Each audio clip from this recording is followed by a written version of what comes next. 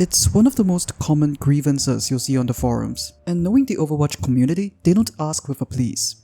But being the embodiment of this mechanic in this current day and age, it places this highly apparelled hero on the front lines of this heated discussion. I'll be playing the devil's advocate in this video, because I am really not a fan of this idea that we should just casually destroy hero capacities that ultimately alter or erase their identities. I mean, what is Widowmaker if not for her ability to kill in one shot? It's literally her catchphrase. One shot, one kill. And it's not like this hero brings anything else to the table besides this one and only offering. We have witnessed the consequences of flat out nerfing the identity out of Hanzo. Greetings. And this was a hero who could do multiple things on top of sniping. Now he's on the verge of being completely overshadowed by Ashe.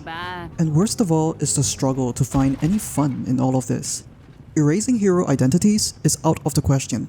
We have a diverse cast of 40 unique heroes, and reworking every single one of them into Soldier 76 or Ashe defeats the whole point of playing Overwatch. I've done a video discussing about how I would rework Hanzo about a year ago, but in contrast, I don't think there needs to be much of a drastic shift in Widowmaker's kit to address a lot of the pain points associated against this hero. Clearly she has weaknesses, and there are obvious counterplay options available to practically force the hero swap. Now of course, we don't really want to encourage such a polarizing hero swap meta, but rather to fix the interaction of a one-shot mechanic to be more acceptable across the board. I mean, as much as a hero archetype is that of an outlier, it's not like Widowmaker has a true monopoly on the one-shot kill mechanic per se. Throughout Overwatch's history, there's been plenty of one-shot kill abilities and the like which even till today hardly pull close to a fraction of the ire. Clearly, there's a right way to design such abilities, and I wager we should therefore examine these past and present abilities, draw lessons from their designs, and innovate to structure something that works for this hero. Something that feels fair, yet uncompromising to her identity that's truly just touches away from being much less controversial. Once upon a time, I was a filthy Symmetra main, and I had a blissful thought. What if I could just hold on to my alt fire like forever? At 120 damage max charged, this would net Symmetra a pretty specific use case combo up against corners where an orb enemy would deal just enough damage to keep Tracer on her toes. So hypothetically, if Symmetra could just hold up on her alt fire forever, she could operate a pretty cushy little danger corner indefinitely. But of course, this is Symmetra we're talking about. Get off the stage. But there is a logic at play which guides this prohibitive design. Without a limiter in place, this capacity to hold onto a charged fire forever would manifest itself as a default state action, rather than a proactive playmaking decision. And thus, this becomes an issue because the mechanic is intended to gatekeep a burst of impact, otherwise inaccessible without a trade-off. And so the presence of this trade-off is the crux, as both the user and the receiver should be able to make informed decisions surrounding the greater stakes at play. In most cases, the developers have done sufficiently enough in establishing both soft and hard limitations on the output of charging abilities. For instance, we're not exactly having to deal with the threat of Zenyatta's death volleys lurking around every corner for all eternity because, well, the loud and distinct visual and audio cues signal to his enemies to take cover. And this threat is time-gated by the max hold duration of the volley, and so the level of threat can really only be maintained cyclically, not permanently. This encourages the Zenyatta player to not always carelessly charge his fire, as his enemies would simply react to avoiding his volleys, wasting his ammo, and thus exposing his position for the lack of a benefit. The same design template can be observed across most holding charge fire abilities. Most, but not all. You can already name the offenders.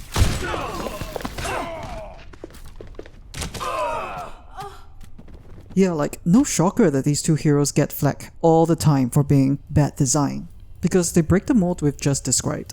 It's no coincidence that playing against a Widowmaker is often deemed an uninteractive experience. That this hero is allowed to sit on her one-shot threat forever with nary a trace of visual nor audio signals is, well, mind-blowing.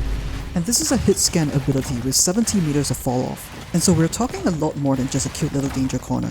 In the right hands, you're the mole in her whack-a-mole open world action adventure PvE game. The fact that Widowmaker has to charge her weapon is such a non-existent trade-off. If her enemy never gets to interact with her during the charging phase, I mean, it could have been even over half a minute since she began charging her fire in her little vacation hideout, and there would be nothing outside of her skinny player model to reactively imply that this is a no-go private zone until after the fact. Compare this to our previous example, and like, bruh, how is one not allowed while the other gets to run her mill for the entire existence of the game? And so it's quite a surprise to me that this isn't already advocated for widely in the general community discourse, because there's the solution right there being featured so prominently across multiple holding charge abilities. All we gotta do is just put it on the hero that needs it the most. It does require a little tinkering with her control scheme, but a little goes a long way. Holding her alt fire now brings her scope up, but it no longer charges the shot. Instead, Widowmaker must now hold her primary fire while in her scoped stance to charge her shot, and to fire by releasing the button, or 2 seconds automatically after reaching the maximum charge. It's kinda like applying the Zenyatta volley treatment, because we don't want Widowmaker to just camp on a sideline forever, ready to discharge her one-shot kill at the instance of a corner's peak. Widowmaker will now need knowledge on when to begin charging her scoped fire, or she'd likely be blanking into an open space once forced to release, and needlessly consuming her ammo and exposing her immediate zone of focus. This incentivizes the Widowmaker player to only begin charging when anticipating or securing a valid target on sight, which also means her target now more than likely has a vision of Widowmaker beginning at a 0% charge. This is crucial, because it offers the opposing player a built-in time window to respond to the imminent danger. And remember, this is an iteration of Widowmaker that can't hold on to a trigger forever. She's gonna have to release or reset at some point, and so her ability to hold a sideline hostage would be cyclical rather than omnipresent. Ever since the launch of Overwatch 2, there's been a ton of tinkering with role passives and passive buffs and passive debuffs and even reworking abilities into passives. Hola. And yes, I know there's the embodiment of how not to design a hero on the screen right now, but the idea is not entirely unsalvageable. It's not a hot take that the latest Sombra rework has made the hero a lot more annoying and quite honestly kind of one-dimensional. Fortunately for us, that's exactly what Widowmaker is intended to be, one-dimensional by design. If anything, it's what she does against her scope that's the greatest source of frustration to me, such as getting the jump on this long-range sniper, and yet she can still turn around and do her thing at 5 meters anyways. You thought me weak up close? Well, there's no denying the skill expression involved. These are the kind of situations that contradict what is understood to be the win condition, and therefore reinforces the feeling of non-interactivity against a hero who is supposed to lose the close quarter encounter. In this process of streamlining the one-shot kill capacity to be more predictable and interactive, and less of a... It's in my opinion that a passive regulator could help achieve this goal. We could tie Widowmaker's bonus headshot multiplier to a passive ability, which displays on the HUD like Sombra's stealth passive.